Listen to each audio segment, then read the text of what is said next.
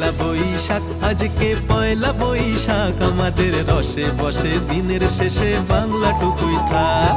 পয়লা বৈশাখ আজকে পয়লা বৈশাখ, আমাদের রসে বসে দিনের শেষে বাংলা টুকুই থাক। অনেকের